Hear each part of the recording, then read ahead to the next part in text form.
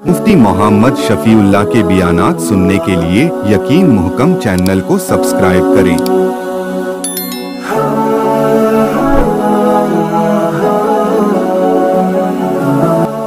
वनुसल्ली अला रसूलिहिल करीम। अम्मा बाद फ़अऊज़ु बिल्लाहि मिनश शैतानिर रजीम। बिस्मिल्लाहिर रहमानिर रहीम। वइज़ क़ाल रब्बुका लिल मलाइकति इन्नी जाइलुन फिल अर्दि खलीफ़ा क़ालू अतजअलु फ़ीहा मन युफ़्सिदु फ़ीहा व यस्फ़िकु द्दिमाअ व नहनु नुसब्बिहु बिहम्दिका व नुक़द्दिसु लक क़ाल इन्नी अअलमु मा ला तअलमून। सदक़ल्लाहुल अज़ीम। अल्लाहुम्मा सल्लि अला मुहम्मदिन व अला आलि मुहम्मद कमा सल्लैता अला इब्राहीम व अला आलि इब्राहीम इन्नका हमीदुम मजीद। अल्लाहुम्मा बारिक अला मुहम्मदिन व अला आलि मुहम्मद कमा बारकता अला इब्राहीम व अला आलि इब्राहीम इन्नका हमीदुम मजीद। साबिक़ा दर्स में ये अर्ज़ किया था कि अल्लाह रब्बुल इज़्ज़त ने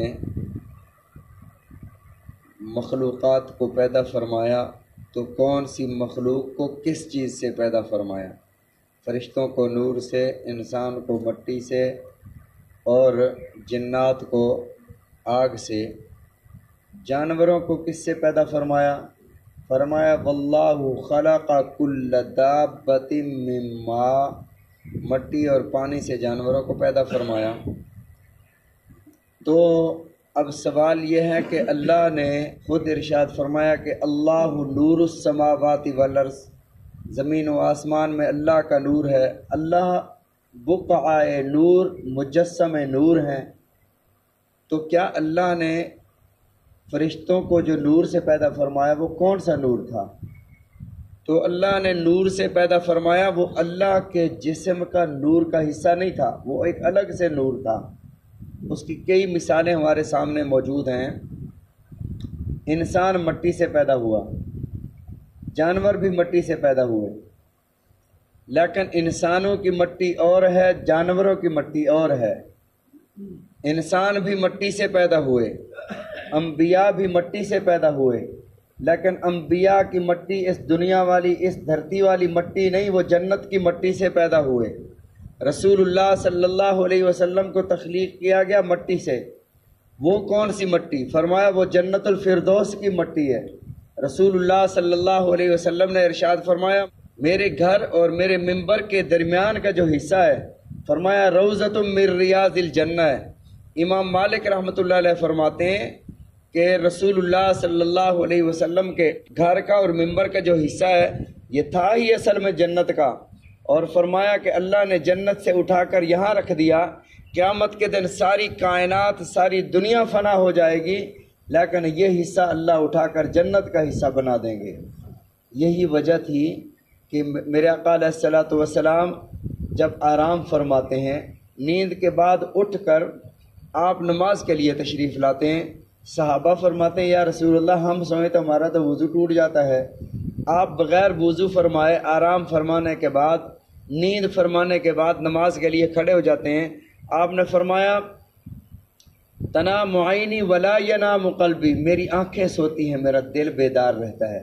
चूँकि जन्नत में नींद नहीं है तो उस माहौल के असर की वजह से दुनिया में भी आपका दिल बेदार रहता था। हम सो जाएं तो हमारा दिल भी सो जाता है। पैगम्बर अलैहिस्सलातु वस्सलाम आराम फरमाएं, नींद फरमाएं तो आपका दिल नहीं सोता।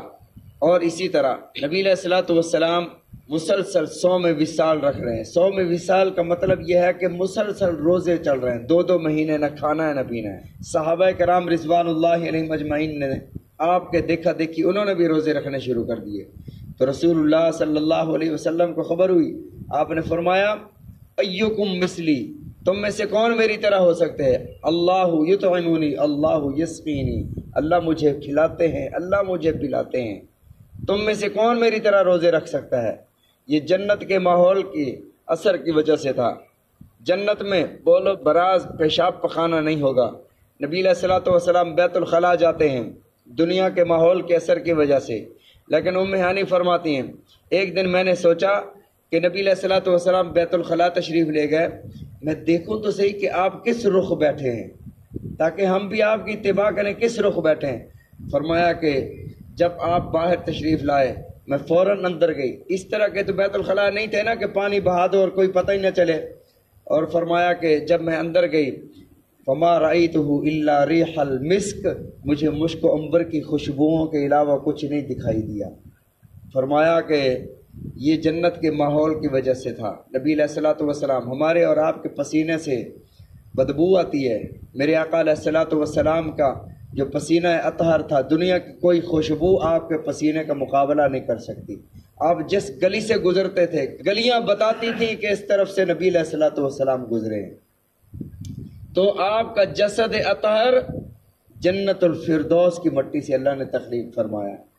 اسی طرح جو فرشتوں کو اللہ نے پیدا فرمایا نور سے پیدا فرمایا، لیکن وہ نور اللہ کے نور کا حصہ نہیں تھا، جسم کا جو نور ہے اس نور کا حصہ نہیں تھا۔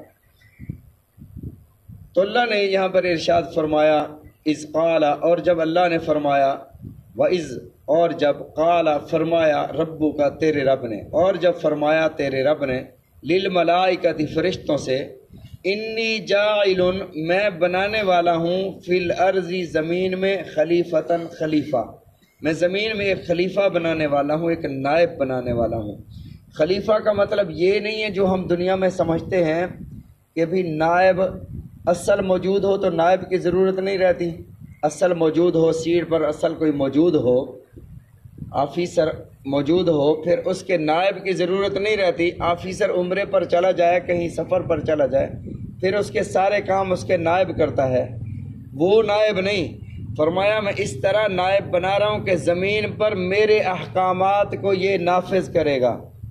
تو اللہ رب العزت نے اتنی بھی مخلوقات اللہ نے پیدا فرمائی، ان ساری مخلوقات میں انتخاب فرمایا حضرت انسان کا، اور تاکہ خلافت جو ہے اسے عطا کی جائے۔ اور اللہ رب العزت نے وعدہ فرمایا سورۃ نور میں، وعد اللہ الذین آمنوا وعملوا الصالحات، اللہ نے وعدہ کیا ان لوگوں سے جو ایمان لائے اور اچھے عمل کیے، لَيَسْتَخْلِفَنَّهُمْ فِي الْأَرْضِ، خلافت ارضی اسے عطا فرمائیں گے جو ایمان بھی لائے گا، اچھے عمل بھی کرے گا، جو اہل ہوگا اس کا کہ ایمان بھی لائے، اچھے عمل بھی کرے۔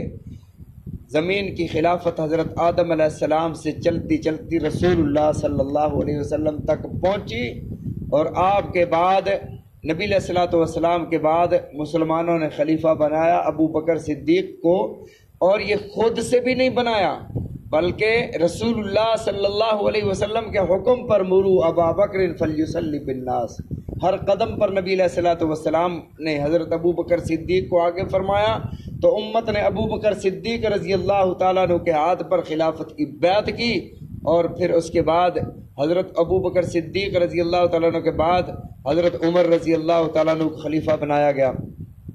بہرحال یہ خلافت عرضی اللہ نے حضرت انسان کو سونپی، اور ساتھ شرط بھی لگا دی کہ خلیفہ وہ بنے گا آمنوا وعملوا الصالحات، جو ایمان بھی لائے گا، اچھے عمل بھی کرے گا۔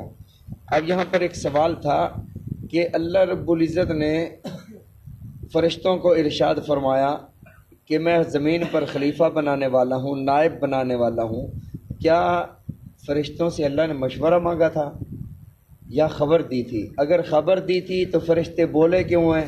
اگر مشورہ مانگا تھا تو اللہ کو مشورے کی کیا ضرورت ہے؟ اس کا جواب مفسرین کرام رحمہم اللہ نے یہ دیا کہ مقصد خبر دینا تھا، لیکن انداز جو ہے وہ مشورے والا تھا۔ کئی باتیں ایسی ہوتی ہیں، بات ایک ہی ہوتی ہے لیکن اس کے انداز اور لب و لہجے سے اس کا معنی بدل جاتا ہے۔ مثلا کسی سے کوئی کہتا ہے کہ کیا بات ہے، تو اس کا مطلب یہ ہے کہ یہ بندہ پوچھ رہا ہے کہ بھی کیا بات ہے، اور کبھی انداز تعجب والا بندہ رکھتا ہے کیا بات ہے، تو اس کا مطلب یہ بندہ تعجب کر رہا ہے، تعریف کر رہا ہے۔ جملہ ایک ہی ہوتا ہے لیکن اس سے کئی معنی، مطالب اور اس کا انداز اور مفہوم بدل جاتا ہے۔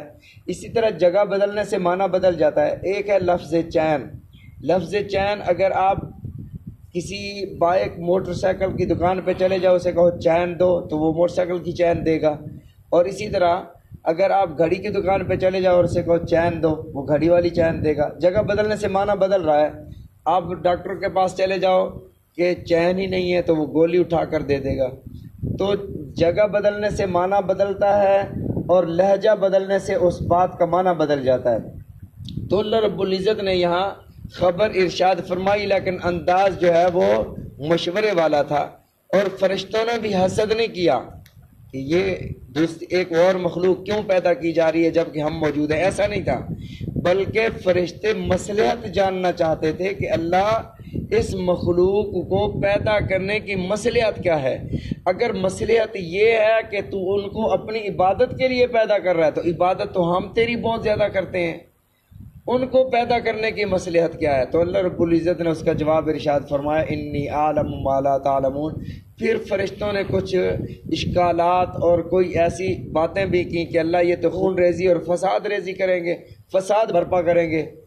تو اب ایک اور سوال یہاں کھڑا ہوا کہ بھئی فرشتوں کو کیسے پتہ تھا کہ انسان تو ابھی پیدا ہی نہیں ہوا، ابھی تو بات ہو رہی ہے نا پیدا کرنے کی، تو فرشتوں کو کیسے پتہ چل گیا کہ اس نے زمین پر جا کر فساد برپا کرنا ہے؟ حالانکہ سارے حضرات کہتے ہیں قرآن مجید میں ہے کہ غیب کا علم اللہ کے سوا کوئی نہیں جانتا، تو کیا فرشتوں کو غیب کا علم تھا کہ فرشتے پہلے سے کہہ رہے تھے کہ اللہ یہ زمین میں جا کر فساد ریزی اور خون ریزی کرے گا؟ انشاءاللہ اس کو کل ذکر کریں گے۔ اللہ تعالی ہم سب کو سمجھنے کی، عمل کرنے کی توفیق عطا فرمائے۔ رسول اللہ صلی اللہ علیہ وسلم کے فرامین سمجھنے کی، عمل کرنے کی توفیق عطا فرمائے۔